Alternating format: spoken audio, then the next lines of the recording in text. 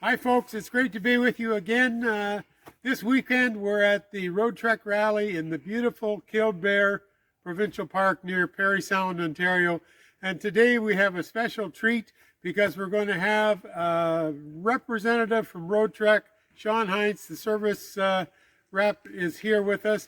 And we're going to have a little session on the operation and maintenance of your Roadtreks. So stand by for questions and answers and some tips on how to take care of your Roadtrek. Both Sean and Kylie here from Roadtrek. Thank you for supporting the Roadtrek group. And I'm just going to turn it over to Sean, who's a sales and warranty rep for Roadtrek. And he may want to just give us a little bit of rundown, quick tips and tricks for maintaining our units. And then generally, I think it's going to be an informal chit chat, so feel free to ask your questions. And if anybody that I know has the answer, it'll be this guy right here. So thanks, Sean, for number one coming and number two agreeing to no pressure. help us. So we'll turn it over to you. Thank you. Well, as you can tell, I've got the opportunity to meet just about everybody in passing. Everybody's taken an opportunity to go through the newer vehicles to see what we're all excited about. Everybody here is aware of the fact of the Roadtrek brand and being purchased by Rapido shortly after the receivership for the Erwin-Heimer Group. It was a significant change for everybody, and we're all glad to be here. I mean, it's a growth for us in the sense of the organization. One of the things that I'm very, very proud of is when I look around here, I see all of the Roadtreks, and I mean all of them, of all ages. They're still on the road. That's the quality that we want to be known for. We want you guys to sell our product by driving around up and down the roads and doing what it is you guys do, and we're very proud to be a part of that. So I hope I can answer your questions. I hope that I can, bring some light into where the company is going from a technical perspective. I don't want to bore you with Roadtrek's doing this and Roadtrek's doing that. I just want to let you know that we're trying to maintain the lead on the, you were talking about that, Reed. The technology side of things that's occurring. Everybody in the industry and everybody in the world is looking for ease of use and the ability to have their home on wheels. And we're working towards that goal and trying to provide as much electrical freedom as we can. That's where technology is taking everybody. So before we start, I was asked one question right off the bat that I was honored to answer because it affects us every day. So why are my tank level sensors not accurate? Why aren't they working? So that's your tank sensor level, your indicators. So you're not going to see, if you've got a new system, you're not going to see 27% or anything like that. You're going to see 33, 67, and 100%. Problem is fresh water. Water does not conduct electricity, and all of those sensors are is 4 little screws that go into the tank, and they take a reading. Once water hits them or liquid hits them, current goes back down and sends a little signal to the level indicator or the light or what have you. If it gets covered and can't read, it's not going to send a signal. If it's covered and there's nothing in there, but it's moist, it's going to send a signal. Now you've got 2 false readings for the same reason. This other part about it is we're blessed with fresh water. Water does not conduct electricity. The further you get away from the ground and the terminal, the more electricity has to go through it. Again, water does not conduct electricity. The minerals and the spirits that are in it do. So that's what gives you your reading. So you can fill up one location that has more minerals in the water and everything works just fine. The next time you go to fill up, it's not reading properly. So cleaning your tanks is the best way to go for starters, making sure that you've got a happy tank, that kind of stuff in there, and lots of water. Why doesn't Roadtrek convert to the sea-level system, which does work?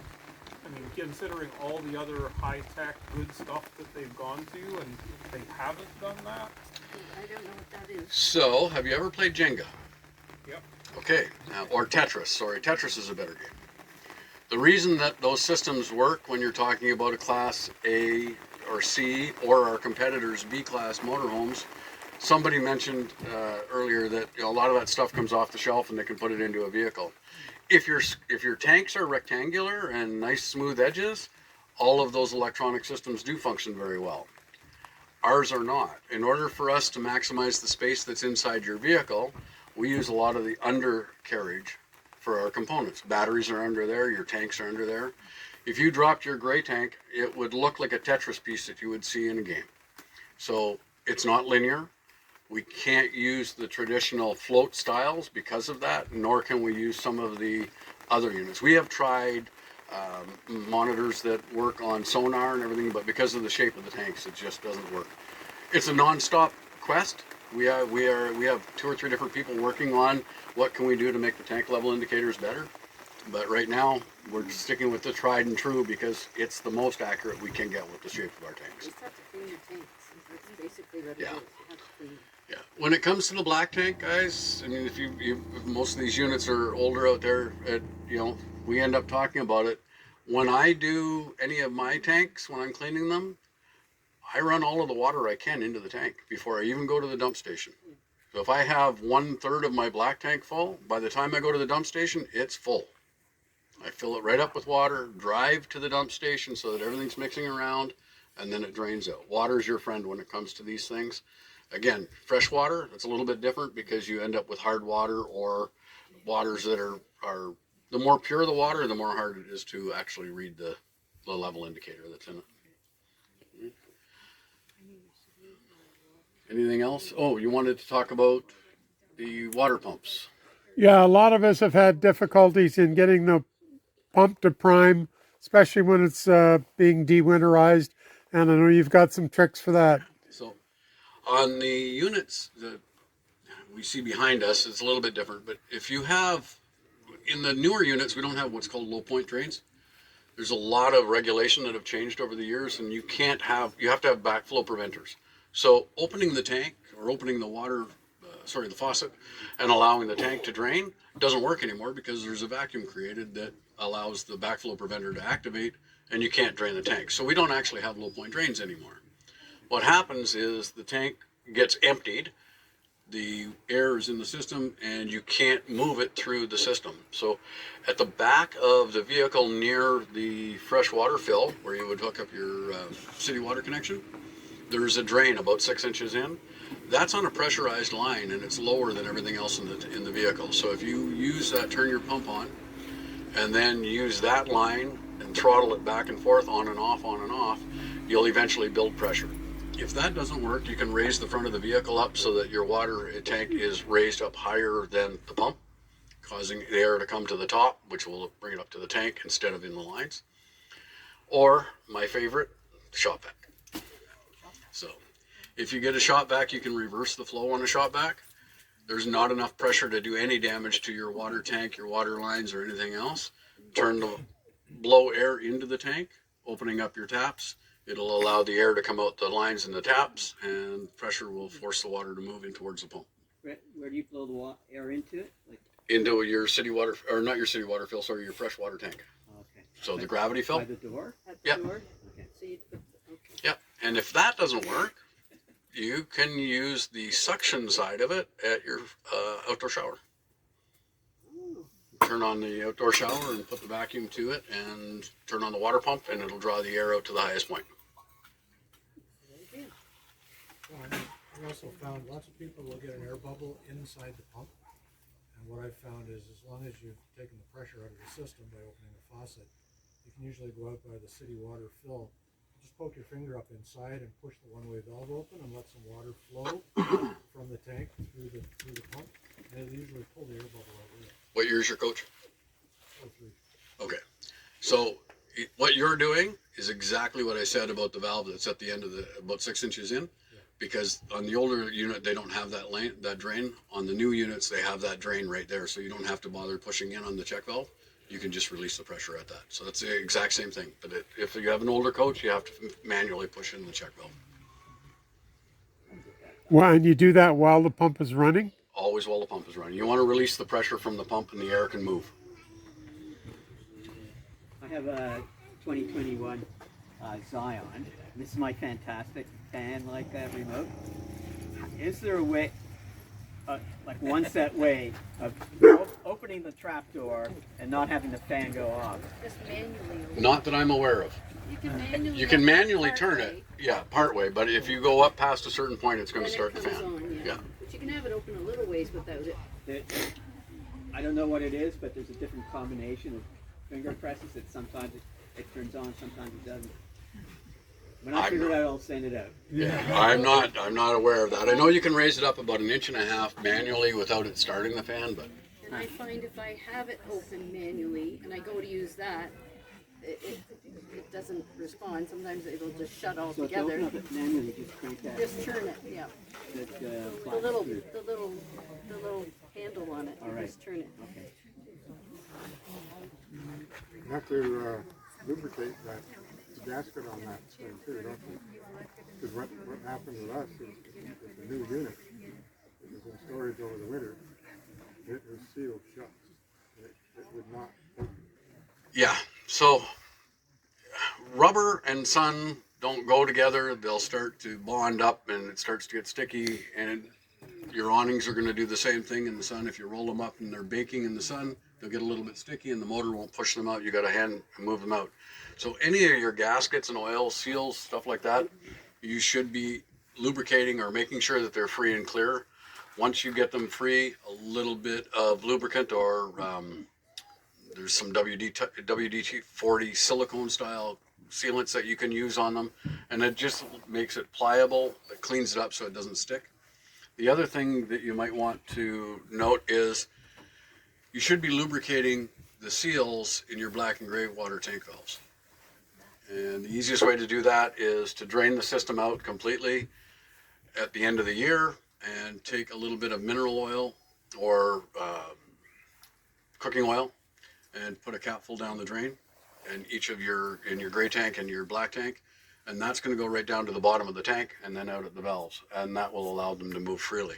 Most of these valves are good for about 20 years if you don't pull the seal. So if you can keep that seal lubricated, the knife goes back and forth in there without causing any problems and doesn't pull the seal, causing you leaks. Most jam ups on your valves when they become very difficult to move is because it's starting to grasp on that rubber seal and starting to cause a problem. So Sean, you're saying to do that at the end of the season. How does that work with winterizing? Are we doing that before, during, after? So you'd drain all your system and everything else, and then you would put that down there, and then you go ahead and do your winterizing. The oil and everything is going to pool in and around those valves, and it'll be lubricated. Okay. So do the pink stuff after the mat. Yes. After you've done that. Yeah. You want the tanks cleaned out, drained, and then you put that in, and then your little bit of pink fluid that's going to go down those drains is going to take it down to the area that you need it to. Okay, I have a question about the pump. We've got a 2013 Ventures, and the water pump cycles every. Question about the water pump cycling on the 2013. Okay, so the water pumps that are used in these units are on-demand water pumps. So the bad news is if it's cycling, chances are you have a leak. Or your water pump has become unadjusted. I don't know what word I'm going to use for that. But they're maladjusted, yeah. So there's two settings that are available on your water pump. One is the sensitivity and the other is for the pressure. So if your pump cycles intermittently in very short period of time, it could just be that the sensitivity is too soft on it now. And what happens when you pressurize the pump, it'll go to 50, 55 pounds. And all of the piping is plastic, so it swells a little bit. As the pressure relieves, it only drops a half a pound and it'll do that. Yeah, exactly. So now that's either, if he's telling me that he has no leaks in his vehicle, I would assume that it needs to be adjusted. So the prop, pardon me? Oh, where do I adjust that? It's right on the pump.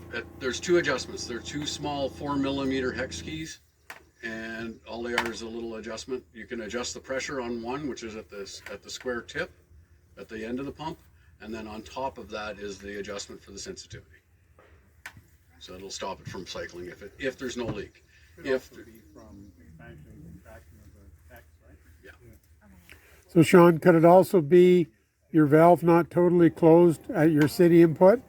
So yeah, Could that be part of it? yeah. So if the vehicle is equipped with a recirculation line or the ability to fill the vehicle from city water connection to fill your fresh water tank, if the valve isn't sealing, it'll be the equivalent of a leak, and it'll be recirculating the water. So the pressure drops and recirculates the water and builds the pressure back up. I have a question. Yeah. I don't understand the macerator, how to use it, and I don't understand. It's my first time to Okay. have this, so I don't know when you empty your toilet, do you use the macerator? I Okay. don't get it. What year's your vehicle? It's a Zion 2018. Okay. So the Zion product with a macerator has both available to you. You have the macerator, which you can use, or you have your gravity feed. So it's either. It's either one, yeah. You can use whichever one you're comfortable with. The macerator is, I would say it's a lot cleaner, a lot easier to use. The hose is there, it's all sealed off. So whenever you're draining your tank, you would open the gray tank, then you would push the macerator button and with your hose obviously in there. And when the hose starts to wave a little bit, that means that the tank is empty. Really? Okay. So we don't need to open the black trap. You don't have to. You don't have to, No. because everything will go. That'll only empty one tank. So when you're emptying your tanks, you should always empty your black tank first, close that valve, and then open up the gray tank and drain it. You push the button on the macerator to do both, and then once you're done with the gray tank, cap everything off, put your hose back. It makes it a lot easier. It's a lot cleaner. It's a lot easier to handle. Attach and detach a hose and Yeah. put it away and all that, yeah. Can you put an macerator in the old style ones or not? Some of them, yes. So there was a kit for the older Chevys that could be switched over to a macerator. And that's better than having just a big open, big, Yeah. So with a macerator, you can pump uphill. oh, really? Because that's my question to you, is that I have the old kind gravity one, Yeah. and it empties, both of them, it's all good, and then as soon as I push it back in, a whole bunch of stuff is still in the pipe at the last 6 or 8 inches, Yeah. which is disgusting, and I don't know what to do about it. Raise the vehicle up higher so gravity works on your side. Unfortunately, that's the disadvantage to a gravity feed. That's is typical then. Yeah, That's it not is. just my unit. That's No, it's not everybody just your has that? unit. Yeah. No. Really? I've never had that with my gravity dump. No. And I'm one of the religious people who goes gravity dump rather than macerator. You have to milk it several times. Milk it, yeah. Oh, good. So put the There's top all this on, stuff left put it inside. in, bring it out. Okay, okay, thanks. Okay. What we find, So yucky. All right, so yucky, all right. a lot of people that are gravity feeding will try to get as high as possible away from the pump station, try to get up higher. The disadvantage to the Class B motorhome is its height. If you were dumping a trailer at the same location, you wouldn't have that issue because you're already this high from the ground. Right? So would you park it on the little blocks to lift If you it up that if you way? can, yeah, if that's what you need to do in order to get it. Every site that you're going to go dump at is going to be slightly different, and if you can find a location where you can park higher than the dump site, it's going to be that much. I hose down lower, Yep. but that's also risky. But if you're dumping the black tank first and then the gray, that little bit of water is just your sink drain water. I don't understand what the mess is. You know, you're right, it's my mind. Yeah, It's psychological. yeah. Oh, yeah. No, it's you're a woman. I think that question's for you. The other advantage of the macerator is you don't have to carry around the bolts of the hose. Exactly. Or clean it and find somewhere to And store it. yeah, well, where do you put it? You got it. Yeah. I'll be honest with you. Any of the customers that I'm dealing with lately that have been having, if they have a macerator and they have a problem, they can't use it for some reason, and they buy a cheap 3-inch hose, use it once and dispose of it. They don't want to carry it. It's a Class B motorhome. Where are you going to put it? You can bag it all you want. You're still dealing with it, right? So most people don't bother to go out and buy the great big Rhino hoses and everything else because they're expensive. You got to deal with them. They go to the store, they buy the cheapest little blue one they can find, get through the emergency situation, dispose of the hose, and get the macerator fixed. Just as on a 210 where you have the emergency dump out, but normally use the macerator, I made up, and you can find at Princess Auto the right size cloth hose that is commonly used for firefighting. And it's a collapsible hose, and you can make up an emergency dump hose with it that you can relatively easily store, because about 12 feet will be in a coil that big. So it's if you put the right kind of plastic ends on it, which I did, then you can screw it into the emergency dump, so it's clean fitting there. Put a little 90-degree elbow at the other end to go into the dump station, and the hose itself, yes, it'll be dirty inside if you use it, but you can clean it out, and it becomes very easy to store because it will collapse right flat. Problem is you never get it really clean, and then you're gonna have a smell from it. Well, again, it's for emergencies. Yeah. It's not for day-to-day use. Right. Exactly. One of the things that you guys have going for you, I'm a member of the Roadtrek team building these things. I know the electrical systems. I know how they're built. You guys are using them. You have all the secrets, right? You're going to tell him how to store something. She's going to tell her how she uses something. Everybody's going to come up with their own little ways. Somebody was just talking about, what do we do about storage? I said, you get it all figured out till you stop somewhere and find out you need something else for camping, right? It's an ongoing event that is your life. And you guys have more experience using these vehicles than I'll ever accumulate. So all of the answers are here. It's just a matter of asking them and getting them brought up. I can answer the technical questions, but the day-to-day, where do you put this? How do you use that? What about this? Is all right here in this group. And the other groups that are out there, like the Heimer and the Roadtrek Simplicity group, I think it's 3,000 or 4,000 people strong now. The information that's available in there is where I go sometimes. Right? I use those groups to help other customers because you guys have all of the answers. You've already lived it, you've experienced it, you've put it to work, and you've identified issues that we need to work on going forward. So we take a lot of information from you. Absolutely. Sean, one of the big topics that we often see is how to fix the leaks in the 3 windows up top. Any suggestions on the best way to do that? The 3 windows on top. The best thing to do, obviously, is to make sure that the gaskets are malleable and are not drying out. Lubricate them before they become a problem. Clean up anything around them. Make sure that the seal is good, that you don't have any of the rubber being twisted and bent over backwards. If it starts to curl up, it's going to start causing problems. And if you do end up sealing them with anything, make sure that you leave the bottoms open so that anything that does get in can drain out. But that's my experience with the windows. Because Any recommended sealant? I don't have any recommended sealants for that. But again, anything that you're using on rubber has to be friendly with rubber. Silicone based works well, keeps everything pliable, that kind of stuff. When it comes to rubber sealants, they're good indefinitely as long as they're maintained and kept pliable. If they start to harden, they're going to crack. When they crack, they're going to leak. So preemptive maintenance is by far best section. After that, you're dealing with the mess. I know that Mobile Life has gone to great extent looking for materials that'll match up so that they can reseal the windows with the proper gaskets and materials that are coming up for that. But it's getting more and more difficult to find those materials. What do you suggest to lubricate the spool slide out steps? Again, you want a dry graphite. You don't want anything that's going to collect a bunch of dirt and sand and turn it into mud. The bottom comes off of these steps very, very easily. So you can undo a couple of screws at the front or the back, and the plastic bottom piece slides out, giving you total access underneath the steps. From that point, you can lubricate the gears, which you would use a standard grease for and put the cover back on. And then on the slide rails, you want to use a dry graphite grease.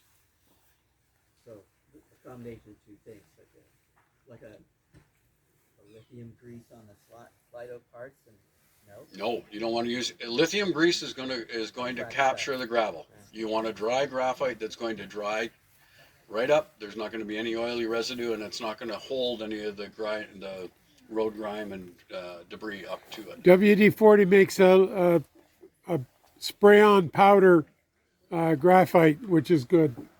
Gotta be careful about that. You don't want to be breathing any of that in either. So when you're spraying it, you have to be really careful. Yeah. This auto sells it. We sell everything. Yeah, exactly. Did you put that oil, that lubricate all your windows? Like all the seals? The gasket part? Yeah. Yeah, you want to keep as much of the stuff as you can. So the sliding windows, CR Lawrence windows are an issue with the older units. The awning comes down, starts to fall apart on it. If you have those windows now, Kind of open? yeah, the awning style windows, I highly recommend getting into an auto glass place where they can take a look at it. If you've got all of the components, they can clean up all of the urethane glues that are in there that are starting to dry up and harden and starting to fail. They can clean that all up and refasten everything before it becomes a problem. Problem is, once it comes out, you've lost it. Now you're trying to find a solution to a problem that is becoming more and more difficult.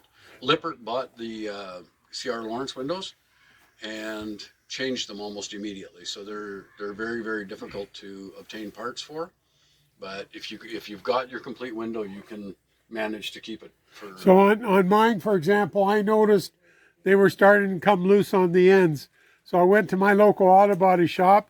He took them off, cleaned them, and a thing I noticed he did is he used a primer before he put on the adhesive, and he put them back on and he charged me $20. So there is also a gentleman that, if you've already lost the window, there is a kit that's being made. Jack Wood. Yeah. On Facebook. Yeah, Jack Wood on Facebook. Anyway, he's got a complete system set up. He'll send you the window, all of the equipment you need to put it together, and you're good to go again. It's plexiglass though. It's not glass. It's plexiglass. Jack's got a new profession going on too, and apparently he's very difficult to get a hold of, and he's kind of moving away from that now. Oh, okay. Question about the windows. I read somewhere recently, I think on Facebook, if you make the mistake of driving with your side windows open, that you're in big trouble. You should never do that. What about the back windows on the old ones that open out a little bit? No. Is that okay? Don't drive You don't want to suck in. It's too risk of sucking in exhaust fumes. Oh, so it's not good for my Yeah. dogs. Okay, don't do that. Okay. Yeah. You don't want to do Really that. good They'll though. sleep good, but they'll never wake up. That's not good. Excuse me. So the problem, sorry, just come back to the question about the adhesion of the windows, the awning windows. Did they change the adhesive, or is that a problem all the way through? No, they've never changed the adhesive. So it doesn't matter what year it is, if you've got the awning windows, you have that potential problem. You'll always have the potential problem. But the CR Lawrence windows were notorious for it. There was a primer issue. They said they put the primer on it. So there was actually a recall many years ago by CR Lawrence for the windows falling out, and that was related to the adhesion, the materials that they were using in the primers. They didn't bond. They didn't hold a total bond. So you can remove that window, clean it all up, reapply, and you'll be fine. So if you've got all of the parts, you're going to be good. It's just a matter of making sure that you get So it mine's in. a later one, it's about 2010, so you were still using those windows at the same time? It's a different window. Oh. So I Yeah, don't have that's that not a CR Lawrence window.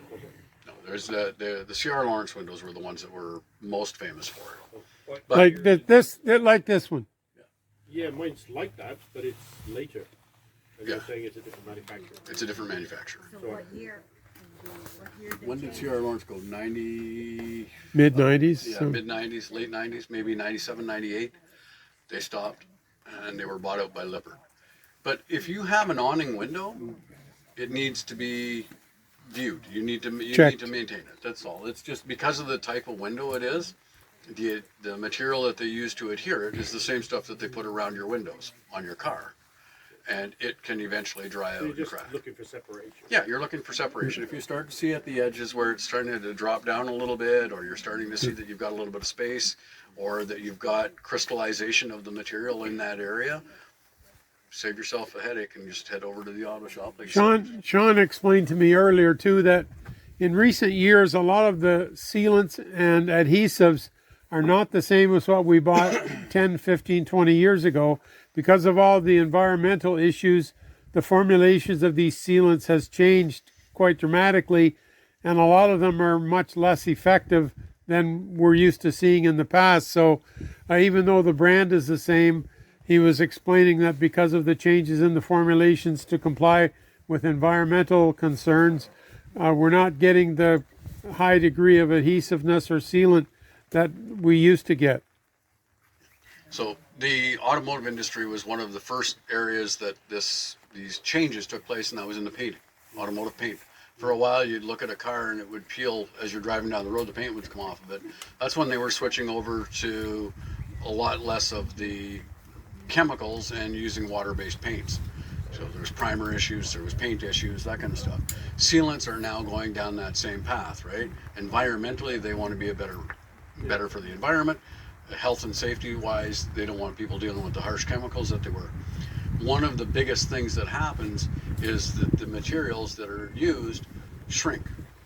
They're more susceptible to shrinkage than some of the older chemicals were. So it's more important now than ever to inspect your sealants on your roof. You might be totally fine here, but you take your vehicle down to California where the UV rays are extremely high and your vehicle is baking in the sun, and in 3 months the sealants could crack. Whereas here they'd be good for a year. Right? They react differently. The other thing that you've got to look at, if you look at some of these older vehicles, all of the roofs are fiberglass. Fiberglass doesn't expand and contract in the heat the same as the metal does. So if you've got a metal roof, there's a lot more thermal expansion. If you've got that thermal expansion and contraction over a range, and it's significantly more, your sealants have to be more flexible. If they're starting to dry out and crack, it's going to create a problem where it forces that crack. So when I used to go to Roadtrek, because I bought mine a couple of years ago, it was 2010, and the sealant around the antenna as well as the vent that separated quite a while as well, as stated. But when I spoke to the manufacturer, they suggested the marine sealant 6 months, 2 million more. Yeah. And in that, in the marine environment, typically, I think they're a little bit behind on the environmental protective stuff. They can still use some fairly aggressive chemicals there. So all of the products that we use currently are Sikaflex. So we do use Sikaflex. However, it still shrinks the same as any of the other materials do. Just the rate that it shrinks is different. And then again, a fiberglass roof reacts totally different than a metal roof does. So once you start getting into the expansion and contraction, that has to remain pliable or it's starting to cause a problem. I get on my roof every spring to have a look. How long would you expect sealant on a roof to because I'm looking around, not everybody's going to want to climb on their roof, right? But that's probably the most prone ingress for water you're going to get. Exactly. So I'm going to tell you a story about Sean. I grew up in Northern Ontario, and I go camping and have camped my whole life in places where the rabbits wouldn't go. I dragged trailers and campers through roads that need to have four-wheel drive trucks hooked up to another truck in order to pull you through. I got up in my roof every time I went camping. I was putting my trailer at risk every time I went dragging it through the bush, through low-hanging trees, that kind of stuff. Use your best judgment. I would say at this point in time, with the way things are, chemicals are, with the way that the weather's changing, the way that the heat is, I wouldn't go any more than 3 months without being on my roof. Okay? At least, at minimum, I would be going up every fall and every spring. Okay?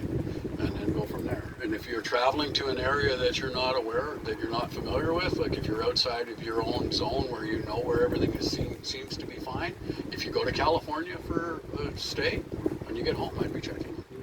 It's just, there's so much changes in the chemicals that are being used in the environment and the materials that are being used in the vehicles and the materials in the vehicles that for me to say, oh, it's a once-a-year job is just leading you to I guess it's fairly well overlooked now because it's just a place you're not going to want to go until it starts dripping inside, right? Yeah, exactly. And the worst part is, because of the way that the roofs and everything are on these vehicles, it could be dripping for a really long time before you ever notice it. Got one over here, Sean. You want us to climb up and get on top of the roof? No, you don't have to get up on top of the roof, but you need to be able to visually inspect it. What you're looking for is any cracks. Yeah. So when you look at, see the roof, if you turn around, the roof vent up there, around the base of that roof vent is sealant. You should not see any cracks in it. You shouldn't see, if somebody's die-cored that roof, it's going to look like spaghetti strings. If you start seeing that spaghetti string look on the die-core, or you start seeing cracks, it needs to be redone. The timeline between when it was done last time and when it needs to be done is totally irrelevant. It should be based on how you're using your coach. Preventative thing to do, the preventative silicone stuff you're talking about that may or may not work with this new? Yeah. Put that on. Yeah, exactly. So Anything else in the roof that we have to look at, because it's very splotchy, right? I mean, they're old and splotchy. yeah, no, you want to, like anything else, if you're talking about roof maintenance, this vehicle has the 3 windows. You want to make sure that all of the seals are pliable and lubricated. You want to wash the roof to make sure that there's no damage to it. And then you want to check your sealants. Okay? Left, Sean. What,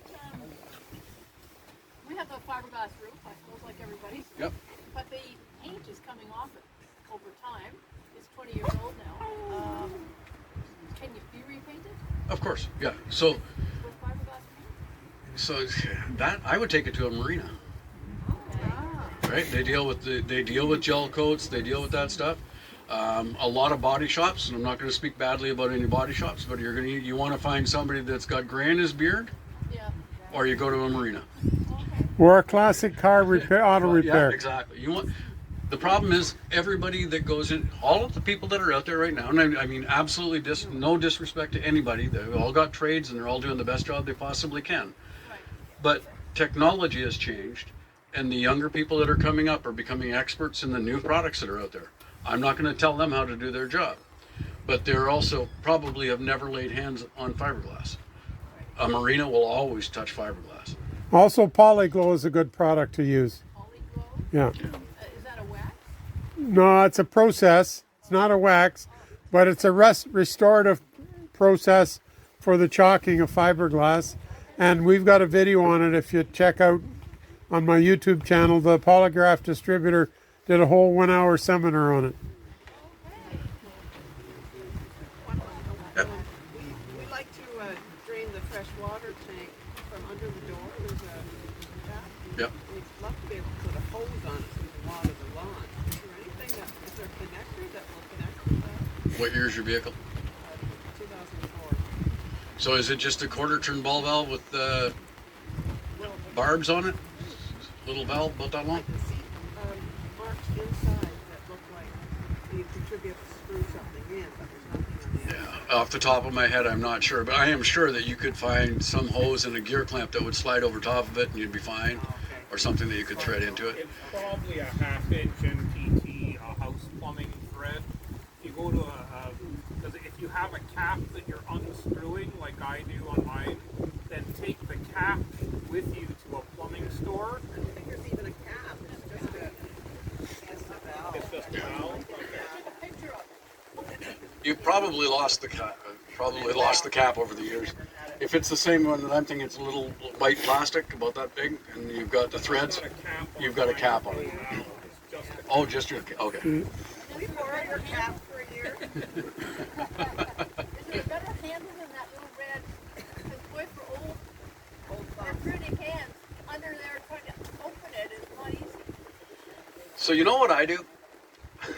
You're going to drain your tank. You have to do it. Yeah. I always use the pump.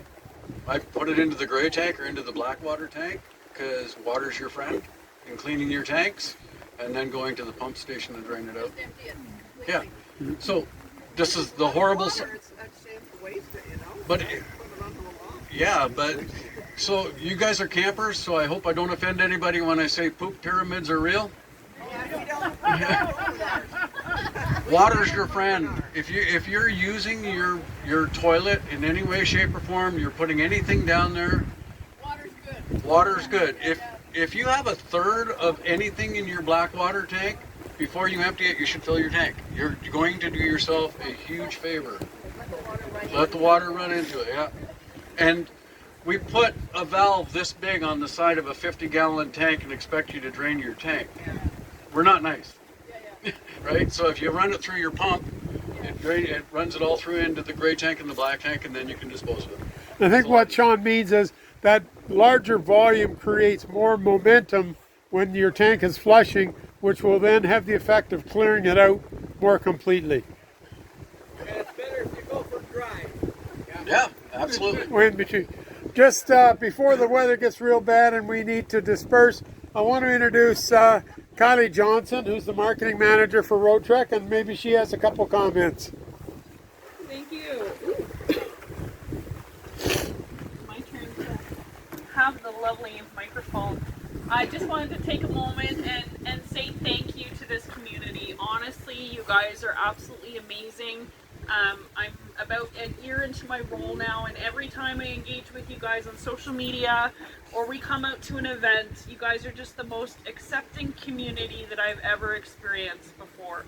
So I wanted to thank you for that and allowing Sean and I to come and experience this with you guys. I'm hoping to be able to walk around a little bit and check out some of your rigs and all that sort of stuff. So just thank you so much for your time and being the wonderful people that you are. It makes what we do a lot easier. So thank you for that. And if you did stop by and entered our draw at the potluck tonight, we're going to draw our tickets for our lovely prizes that we have. I look forward to eating some fantastic food. We brought a bunch of cupcakes and stuff as well too for everybody. So if everyone's wondering that, does anyone know the time of the potluck? 5. 5. Okay. And what site was it on? 118. 118 at 5. Okay, I had a few people asking, so I just wanted to spread that out there as well too, so folks know. And so yes, thank you so much. If you have any other questions, things like that, you know, Sean and I will be around. Yeah, absolutely, we're happy to take them. And just thank you so much for your time. It's been an absolute pleasure to participate in this weekend with you guys. Hey, thank you.